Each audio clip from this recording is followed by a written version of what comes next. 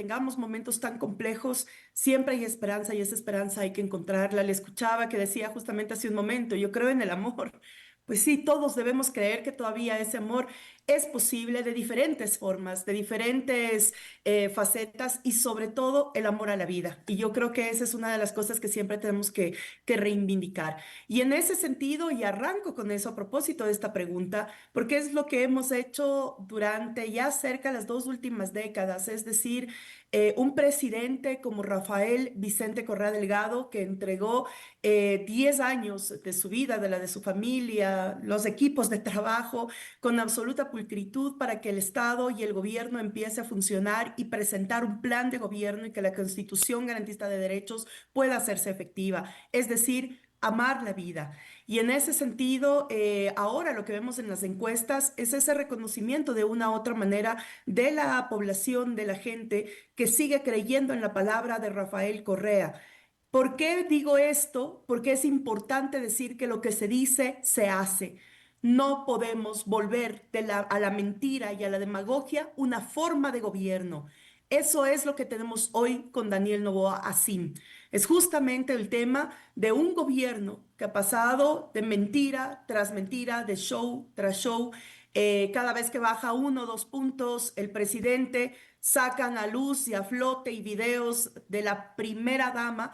Y eso se ha convertido en una forma casi de gobierno. Gobernar con estado de excepción, toque de queda y desapariciones forzadas no es gobernar. Se ha roto el estado de democracia y la gente es lo que está viendo. Entonces tú tienes un presidente en funciones que va a cumplir el día domingo 1 año de este periodo de gestión con los indicadores, con los mismos indicadores que mantiene un expresidente que ha pasado fuera del país. Ya vamos a los 9 años que Rafael Correa salió del país y que tiene y que sigue teniendo incidencia en la población. Entonces, eso creo que nos deja varias reflexiones. Creo que no son números alicientes para nadie, porque todas y todos hubiéramos querido tener un gobierno que en este momento esté gobernando.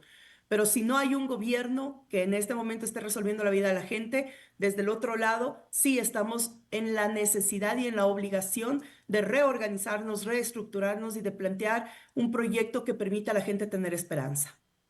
Eh, Presidente de la Revolución Ciudadana, pero ¿cómo entender esto?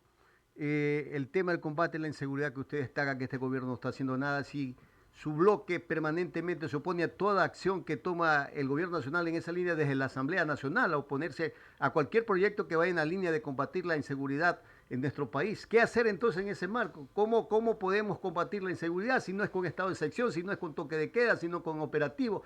¿Cuál sería entonces la herramienta que tendría que utilizar el gobierno y que podrían darle ustedes desde la Asamblea Nacional en esa línea, Presidenta de RC? Primero, las herramientas tanto de estado de excepción o de toque de queda son constitucionales, por lo tanto son herramientas que pueden ser utilizadas. El asunto es que deben ser utilizadas para dar un resultado. No hay un plan de seguridad integral en el Ecuador, es lo que hemos venido pidiendo desde el día uno. Recordemos que en campaña Daniel Noboa Asim dijo reiteradas veces que tenía el plan Fénix. Pues hasta ahora estamos esperando el plan integral de seguridad para la patria.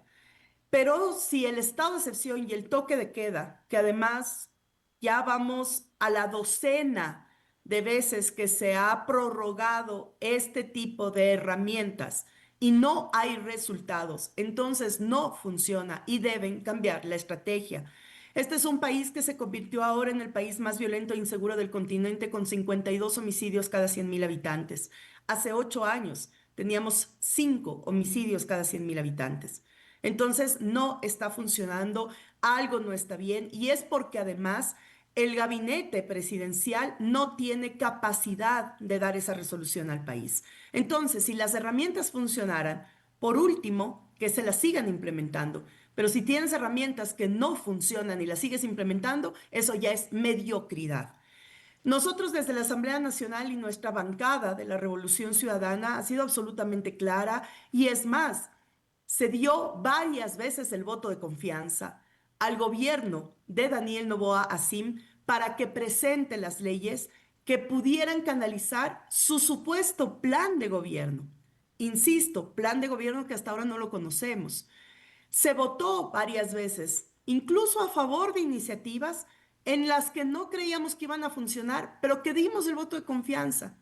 Después de un año podemos decir que todo ha sido absolutamente en vano y que nuestra bancada no seguirá votando con el gobierno y no votará con el gobierno temas que vayan en contra de los derechos de la gente. ¿Qué es lo que nuestra bancada se ha opuesto? Nuestra bancada se opuso a las reformas de la ley de minería, que además es una ley minera nefasta, nefasta para el país, con concesiones de hasta 30 años en temas de nuestro territorio soberano y para transnacionales. Pero además, las fuerzas militares que deben estar controlando la seguridad en nuestro país se ponen a disposición del control y la protección de las transnacionales. La energía eléctrica, que además vamos a entrar nuevamente en crisis energética por falta de inversión en el sector energético de este país.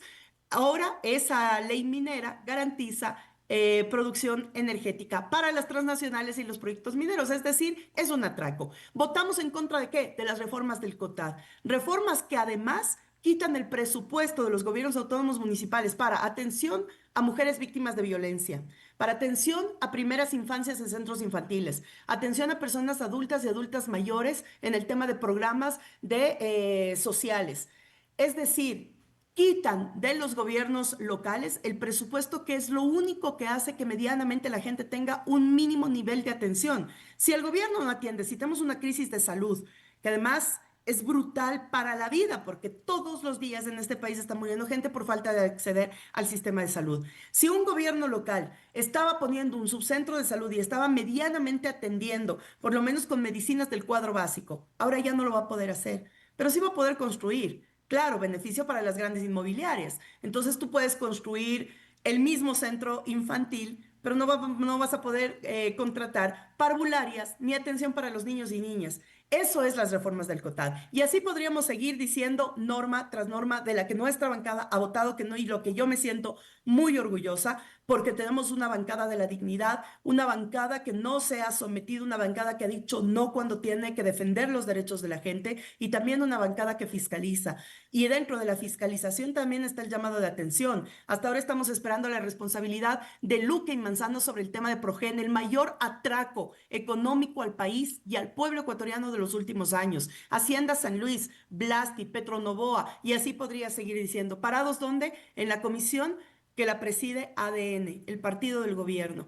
Entonces esa es la realidad que estamos viviendo en la Asamblea. Y por lo tanto a mí me duele, porque como expresidenta de la Asamblea Nacional sí puedo decir que la Asamblea ahora es una de las instituciones con menos credibilidad en el país. También lo dicen las encuestas y bueno, lo dice la gente. Y ante eso no dejan de hacer puro show, pura farandulería, sin dejar y sin dar respuesta a la gente, que eso es lo doloroso.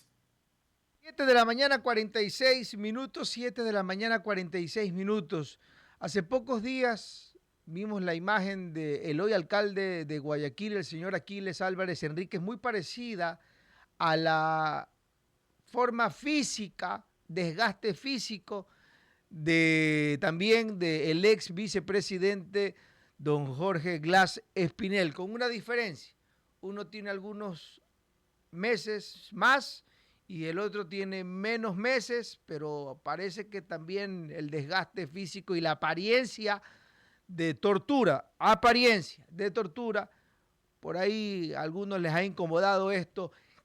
¿Cómo manejan ustedes a la interna de estas realidades en las cárceles, no solamente de dos políticos?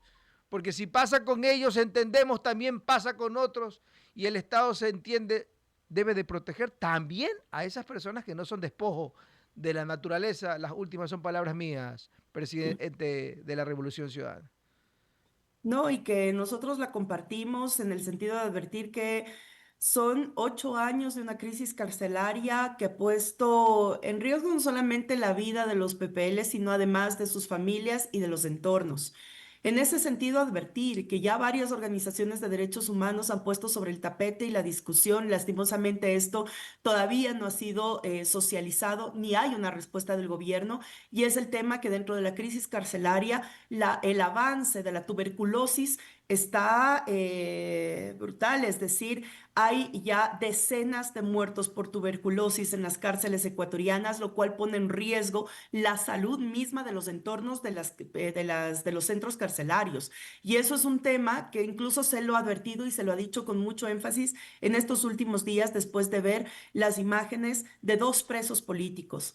El primero, y me voy a referir a Jorge Glass Espinel, 8 años en prisión sin que hasta ahora se le haya comprobado ninguna causal por las que supuestamente ha sido judicializado. Aún suponiendo que Jorge Glass hubiera sido culpable de alguno de los hechos, aún suponiendo eso, ya debería estar en libertad. Es un preso político que cuenta con más de 10 llamados internacionales al gobierno ecuatoriano, muchos de ellos para sustitución de medidas frente al tema del deterioro emocional, físico, psicológico, de salud que tiene Jorge Glass y que lo hemos estado advirtiendo. Jorge Glass es un preso es un preso político que tiene enfermedades degenerativas, que tiene enfermedades que ya están llevando al punto de catastróficas, tiene ahora una afectación muy fuerte a nivel psicológica y no tiene atención médica, no tiene medicina. Antes pasaba lo contrario. Hace 2 años llegaron a darle hasta 40 medicamentos diarios, lo cual también afectó su salud porque no eran una tabla de medicamentos que pudiera garantizar su estabilidad, sino más bien profundizó el deterioro. Y ahora, obviamente, es un privado de libertad que tiene más de 1 año sin ver a su familia, sin ver a sus hijos, sin poder ver físicamente a sus abogados, sin alimentación. Le dan 2 dedos de sopa al día y esa es la alimentación que recibe. No tiene medicina adecuada, no tiene visitas médicas, está aislado. Están en el mismo, lo que tenemos entendido de los abogados es que están en el mismo pabellón Jorge Glass y Aquiles Álvarez, pero aún así tienen prohibición absoluta de mirarse o de cruzar palabra. Es decir, el aislamiento juega también como una tortura psicológica. Y eso que pasa a Jorge Glass, que hemos visto un deterioro tan acelerado de su estado de salud y de su estado psiquiátrico, es justamente por esta tortura permanente que vive. Hay días enteros en los que no recibe luz del sol y hay otros días en los que la luz artificial jamás se apaga. Eso es lo que están viviendo. Dos personas que son presas políticas, pero que señala obviamente la realidad carcelaria. Y por otro lado, Aquiles Álvarez, que en este par de meses ha tenido un deterioro brutal, pero es otra persona a la que no se le permite ver a su familia, sus niños pequeños, porque además son infantes, no se le permite ver a su esposa, no se le permite ver a sus abogados. Es decir, están pasando un tema que ni siquiera respeta el procedimiento y el derecho básico, suponiendo que esto ni siquiera atraviese por lo humano, que ya es suficientemente grave, porque cuando perdemos el tema del sentido de la humanidad, estamos perdiendo la esencia misma de lo que somos. Pero suponiendo que eso no esté en debate, vamos al tema técnico. Ni siquiera se ha garantizado los procedimientos mínimos judiciales para el tratamiento de un PPL, ¿ya? Entonces, por ningún lado esto puede ser justificable. Y en el tema de Aquiles Álvarez, el alcalde en funciones de la ciudad más poblada, importante de este país. Estamos hablando justamente de ese alcalde que es preso político en este momento por condiciones absolutamente ilegales e ilegítimas, simplemente una revancha política y una orden de Daniel Noboa de dejarlo fuera. Tan patético es esto, que al mes, al cumplir el mes de Aquiles Álvarez en prisión, Daniel Noboa Asim sale en una entrevista y dice que el alcalde tendrá que rendir cuentas a la justicia, pero que el perfil, el mejor perfil para dirigir y conducir su ciudad es su madre, porque ni siquiera le pone nombre, para él es su madre. Así de burdo,